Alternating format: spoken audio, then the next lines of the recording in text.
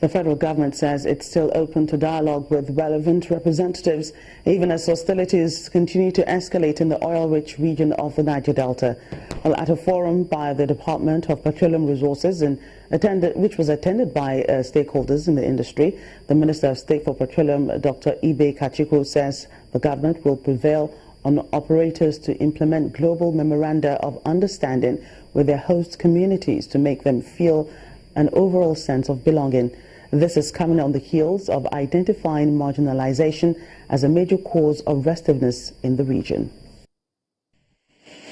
The news about sustained vandalism of production facilities, decline in production and export figures, reduction in foreign direct investment and low oil prices are some of the challenges currently facing the oil and gas sector in Nigeria is a sad reality about the country's underground asset, especially as it concerns security.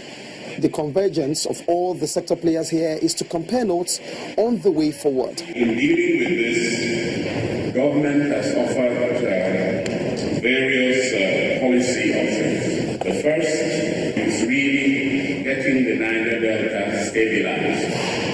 And this is important because it relates to both political actions and actions related to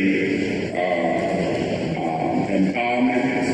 First, engagement, empowerment, and of course, it also has the need to finally to enforcement. Lagos has just joined in the list of oil and gas producing states and may be faced by same challenges, but it seems they are keeping a close watch by incubating some strategies. You don't wait for the oil to spill before you have the capacity to contain it. You put the capacity to contain it in place first and anticipate that it may spill, it may not spill.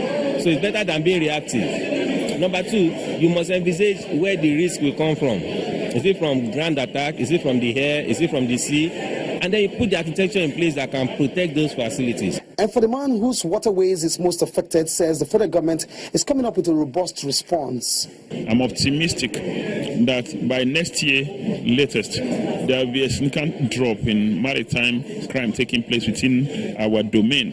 And when the presidential initiative on maritime security eventually comes on stream, I expect that we will have eliminated anything about maritime crime. BPR has in place now a system, electronic system, that we can monitor what is going on real time from our office, like the headquarters in Lagos, of what is happening either in Escravos or Focados or Brass or Boni. To underscore the urgency for finding solutions to this disturbing security challenge, 36 technical papers will be scrutinized, plus 4 plenary sessions that will attempt to produce a roadmap for a lasting respite in the Nigeria oil and gas space.